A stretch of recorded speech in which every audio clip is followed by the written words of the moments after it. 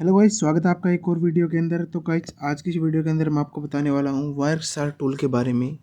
ये टूल क्या है, किस तरीके से यूज़ होता है, सारी इन्फॉर्मेशन मैं आपको इसी वीडियो के अंदर देने वाला हूँ। ये टूल हैकिंग के अंदर काम आता है या सिक्योरिटी के अंदर काम आता है। आप इस टूल को दोनों पर्पज़ के लिए काम में ले सकते हो। तो वायरशार्क टूल यूज़ करने से पहले आपको इसका एक ब्रीफ इंट्रोडक्शन दे देता हूँ। वायरशार्क टूल क्या होता है और क्या काम करता है। वायरशार्क टूल सिक्योरिटी और हैकिंग दोनों चीज़ों के अंदर काम में आता है। इसके द्वारा हम एक कनेक्शन से दूसरे कनेक्शन पर हो रही चैटिंग, डाटा ट्रांसफ़र के पैकेट्स को कलेक्ट करते हैं। पैकेट स्निफिंग कर सकते हैं अपन वायरशार्क टूल की तरह और पैकेट को कैप्चर कर कर उन पैकेट के अंदर की इन्फॉर्मेशन को रीड कर सकते हैं, लेकिन वो इंक्रिप्टेड फॉर्म में नहीं हुए होने चाहिए। हम किसी वेबसाइट पर किसी यूज़र द्वारा भरे जा रहे पासवर्ड को भी वायरशार्क टूल के द्वारा देख सकते हैं। तो चलिए अब आपको इस टूल को यूज़ करके दिखाता हूँ। तो इस टूल को यूज़ करने के लिए आपको अपने विंडोज़ के अंदर काली लिनक्स को डाउनलोड कर लेना है। अगर आपको काली लिनक्स डाउनलोड करनी नहीं आती तो मैंने इससे पहले एक वीडियो बनाई हुई है, उसका लिंक मैं आपको डिस्क्रिप्शन बॉक्स के अंदर दे दूँगा। तो चलिए मैं आपको सीधा काली लिनक्स के अंदर ही मिलता हूँ। हेलो गाइस, तो अभी मैं अपनी काली लिनक्स के ऊपर आ चुका हूँ। तो अभी मैं आपको बताने वाला हूँ आप वायरशार्क टूल को काली लिनक्स के अंदर आप कैसे ओपन करोगे। तो सबसे पहले आपको लेफ्ट कॉर्नर में अंदर क्लिक करना है और क्लिक करने के बाद आपको यहाँ पर सर्च बार के अंदर लिखना है वायरशार्क टूल। आप जैसे ही वायरशार्क टूल को लिखोगे आपके सामने एक पहला ही टूल आ जाएगा। उस टूल को आपको ईजिली ओपन कर लेना है। जैसे ही ये टूल ओपन हो जाएगा आपके सामने एक इंटरफेस आएगा, वेलकम टू वायरशार्क, और आपको नीचे कुछ ऑप्शन दिखाई दे रहे होंगे। ये ऑप्शन ज़्यादा कुछ नहीं है, ये आपके नेटवर्क हैं। आप किस नेटवर्क से कनेक्ट होकर अपने सिस्टम को अभी चला रहे हो। मैं इथरनेट से चलाता हूँ, तो मैं इथरनेट को सिलेक्ट करके रखता हूँ और पैकेट को फ़िल्टरिंग करने का काम करता हूँ। पैकेट फ़िल्टर के द्वारा आप किसी स्पेसिफिक फ़िल्टर को भी कैप्चर कर सकते हो जिसके अंदर डाटा ट्रांसफ़र होता है।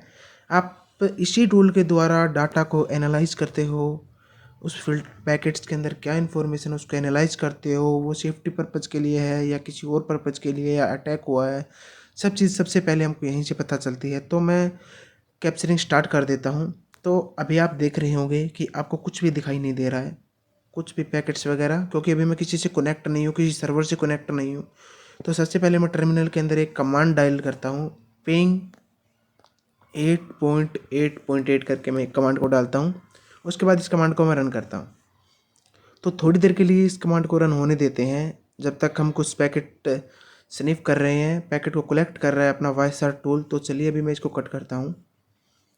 कट करने के बाद आपके सामने स्क्रीन के ऊपर बहुत सारा डाटा आपको दिखाई दे रहा होगा। अभी आपको ये समझ में नहीं आएगा ये डाटा क्या है, क्या चीज़ें हैं।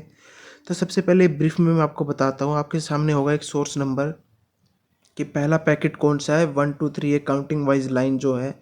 उसके बाद है टाइम कि कौन से टाइम पर कौन सा पैकेट कब क्या कैसे हुआ था। उसके बाद सोर्स के नीचे कि आपकी मशीन क्या है। इसके अंदर जो आईपी है वो मेरे एड्रेस की, वो मेरे कंप्यूटर सिस्टम की आईपी एड्रेस है। उसके बाद आपको डेस्टिनेशन दिखाई दे रही होगी कि भाई मैंने कौन सी डेस्टिनेशन के ऊपर इसको पहुँचाया है। आपको एक प्रोटोकॉल के अंदर हर चीज़ को ट्रांसमिशन के लिए प्रोटोकॉल यूज होता है। एआरपी प्रोटोकॉल आपको दिखाई दे रहा होगा, एड्रेस रेजोल्यूशन प्रोटोकॉल।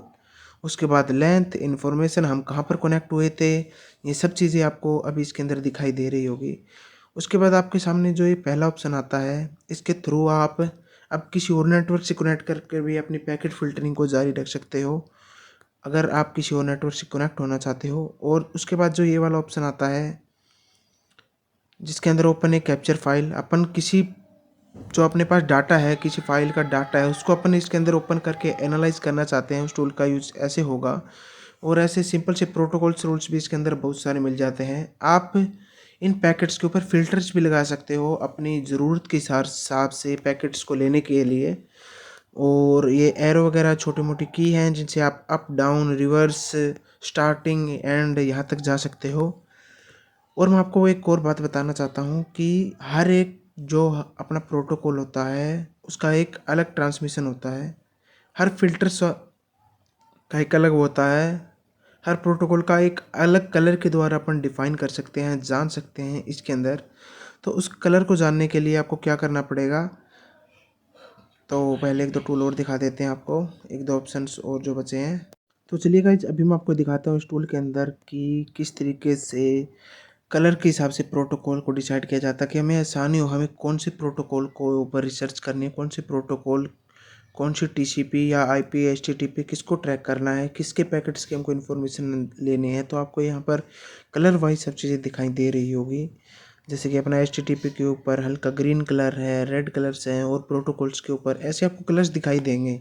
और इन्हीं कलर्स के द्वारा आपको आसानी होती है अपने पैकेट को डिफाइन करने में और एनालाइज करने में।